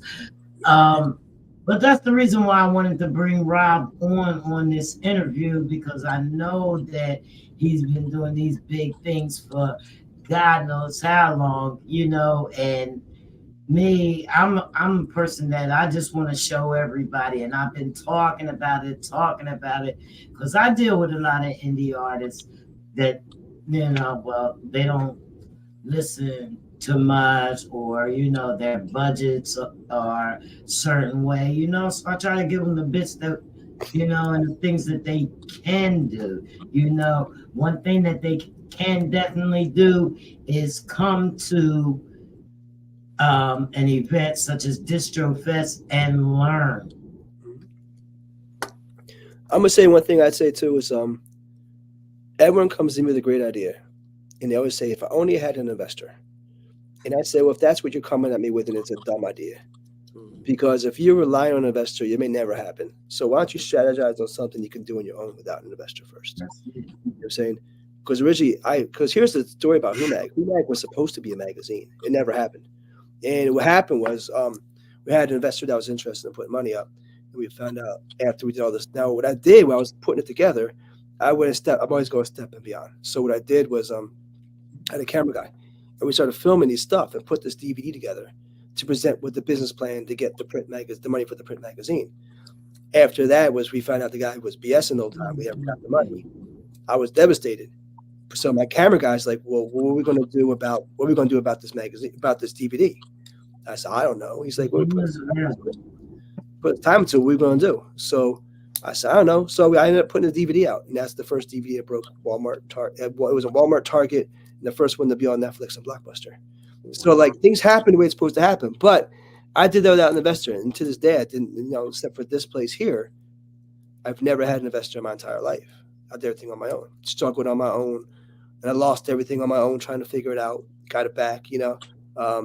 But did it. Like I said, I quit the financial world for this, and I'm never going back. So, Hey, Rob, you have a caller. oh. Okay, Comfort Level Podcast, you're live. Hey, good evening to everybody. This is Big Murph. Big Yeah, Big Murph, Rob. What up, homie? First of all, congratulations, ladies, on what you guys are doing. I'm good, Rob. I just wanted to check in, man. I'm sitting here listening. I said it would be unfair for me not to call in, man. So, man, congratulations on everything. And I think way back in the day, I said, man, you are the next entertainment mogul, not TV mogul, not music mogul, but entertainment mogul. And I just want to say thank you for believing in me and being who you are. And like was mentioned before, a lot of times people have the misconception of actually just getting up and doing things and not really putting any careful thought into it. And that leads me to this question. How do you balance all that you have going on and everything that is upcoming for you? How do you find time to do that and still remain the humble person that you are? I can show you. Ready for this? Yes. So I have, I don't know if you can see it. There's 121,499 emails. There's 1,600 unanswered text messages, right? So what it is like this used to stress me out. And I learned I'm one person. I can only do what I can do. That's it. And I have this saying, I mean, it's so simple, but it's true. You can't please all the people all the time. So I stopped trying because I used to always try to please everybody. And I try to do the best. As long as I'm the best person I could be, it is what it is. And I'm very honest. And one of the reasons why I'm very honest, because I'm forgetful sometimes. So that's why I have to be honest. You know what I'm saying? So, and to me, I sleep well at night being that person. And how I just stay humble is because this is the person I've always been. I mean, I've been blessed to have some amazing friends over the years, over my lifetime. And I value that. I value friendships. I value being around people. And that's just the way I've always been. So it's just a matter. Humble I don't even, and one thing too is like, believe it or not, I'm not big on compliments. When people start chatting me out and saying how great it is, I don't, sometimes I'm like, oh man, because I don't do this for this. I do this because I just want to do good stuff for people. And I think that, if you do something good for somebody, we can change people's lives. We do something positive for them. And that's all we should think about. As long as we're good, we make sure we're good first, and then make sure everyone else is good too. So would you say getting it done is your point of gratification? I just do it. I don't know. I'm like, all right, here's a list of what I got to do today. Just do it. That's the question. Nike. How humble you are. And a lot of people look at what you're doing and don't realize how humble you are and the type of person that you are. So I'm glad to call you my brother. And like you said, I may be a mentor to you, but you have no idea how much of a mentor you are to me, to so many others. So I thank you and I love you. And I'm not ashamed to say that. I think brothers have a problem with telling other brothers that they love them. And I want to tell you, Chad, in front of everybody, I love you and thank you for everything you keep doing what you're doing. I love you too, bro. You've been a big influence, a lot of stuff that I do, man, especially when Carlos went off the air and I was just like, huh? Now what do we do? You know what I mean? And you and I would talk every day about figuring out strategies and stuff, man. So I appreciate you, homie. That's right. You got it, brother. Listen, continued success, man. Y'all have a great night. I'm going to let y'all get to somebody else to get the phone lines, all right? All right. Thank you for calling. All right, homie. All right, so I think we're gonna have another call in a minute. We'll probably take that one and then wrap this up so we can get out of here, so we can save it and play it again and repurpose it. Come on, Judah. Judah, you want to call in now. Oh God, no. Block the calls, guys. Well, I want to give a couple. Rob got some people here, you know what I mean? This is definitely that night to call. You got Rob Schwartz in the building. He made time for the Comfort Level podcast. That lets y'all know that we important out here. And that's what I want to do. I want to thank you for coming to my podcast because I know firsthand how busy you are. You know what I mean? And I'm like, I gotta get Rob on here sooner or later. You know, and so as this ACX1 is building, I'm like, that's my shot. Yeah. That's my shot. Let him come in here and just tell everybody about it. You know, we're close. We're only 35, 40 minutes away from the spot. You know what I mean? So like this, we're in a perfect spot to broadcast this out to the different people. So yeah. And you know, we got some different people listening to us that don't know you, and a lot that listen to us that I'm gonna call, answer. What is he talking? Oh, I got because I had the ringer off. Call again. Or I'll call you. Call now. I'm sorry. Yep, but Rob, thank you so much because you know I look up to you. Well, I appreciate both, and I love you. I love you too. Both of you. Y'all are amazing. Thanks for having me on this. This is awesome. Yeah, come on, dude. I'm about to call him. Don't call him. Wow. Don't call him. That's universe saying. Yes, we got Judah Priest on the line. What's the deal? I had to call it and tap in with my big bro. Appreciate you, homie. You got my sister on there, both of them. So, but it's even special, man. Family union. I just want to, just wanted to tap in. Rob, straight up and down, big inspiration to me. Like real talk. I know you just say you don't want compliments, man, but you truly earned that and you deserve that. You know what I mean? Not just because you're somebody in the industry, but man, that you just like a dope person and you humble. You know what I mean? And you teach other people to be successful and humble because a lot of people don't have it. You know what I'm saying? So you teach all that. So I just wanted to tap in and say that, man, real talk, son.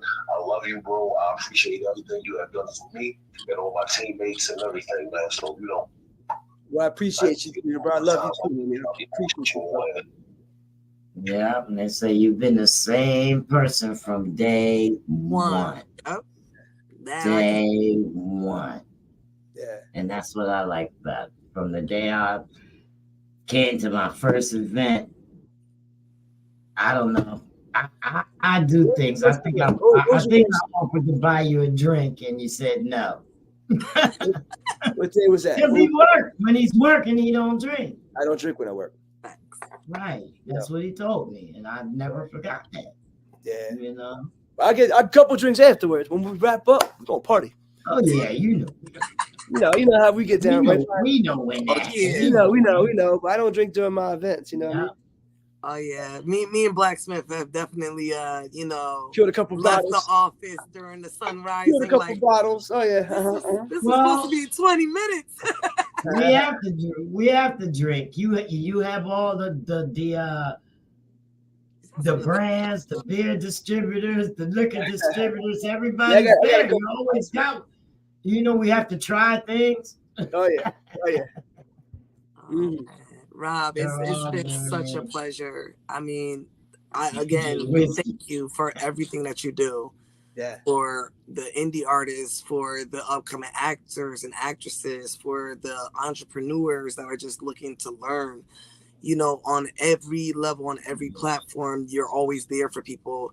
And, just like Judah and everyone said, you're going to have to take these flowers because like we love you and you don't get enough respect. You don't get enough props. And, it's people like me who spent years not knowing what was going on and didn't know where to just start, And it was because I sat in the office with you and you said, don't ever let someone tell you your definition of success. Yep.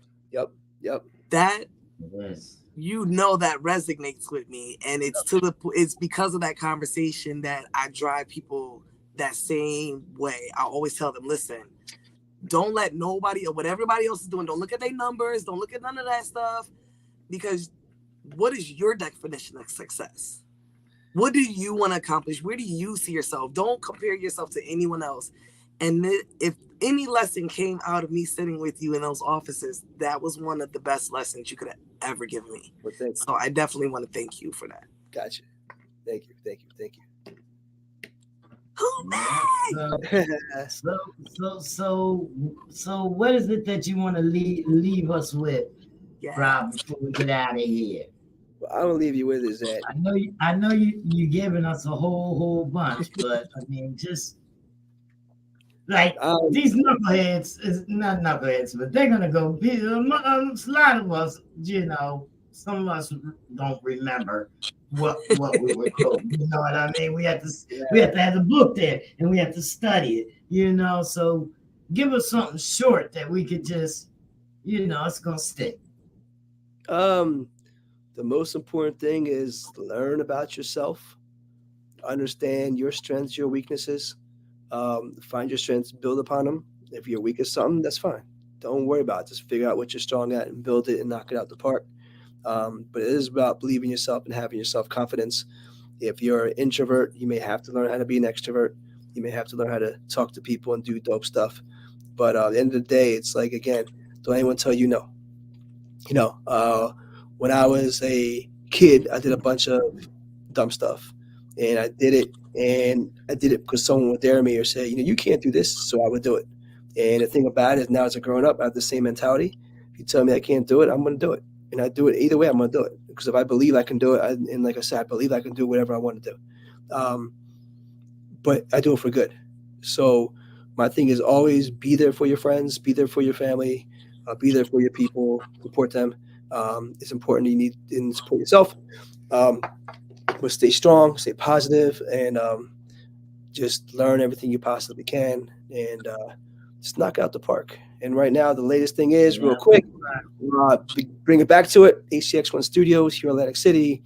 If you guys are in Atlantic City, pop on through. We are the former mall. We're on the beach. We're over the ocean. We're attached to Caesars. We're Caesars Pier / Ocean One Mall / the playground. Yes, we have the whole building. We don't have an office. We have the whole building. The whole entire 4 floors of the building is ours. So a lot of stuff is about to happen. Shout out to all my partners here. And Roy, Joe, Dom, Chris, Kofi, and Gia for, you know, rocking all this together. Of course, my boy Mig. You know, of course, you two ladies, Blacksmith, Judah, everyone, especially you, Murph. Appreciate you all the words you're saying, Murph. Everyone that supports all of us through these years, man. And just be the dopest person you could be. Boom. That's great. Boom. Hell yeah. And if all right, guys, we don't want to say goodbye. We got to get out of here because you know how the stream do. You know, we have to keep that. If you go 2 hours and 3 seconds over, then disrespect you. It's the whole thing to repost it and all that stuff. Yes. Word. So it's been real, everybody. Y'all tuned in tonight. Comfort Level Podcast. Everybody stay safe. Everybody. All right. Let's go. Yeah, man. Thank you, ladies.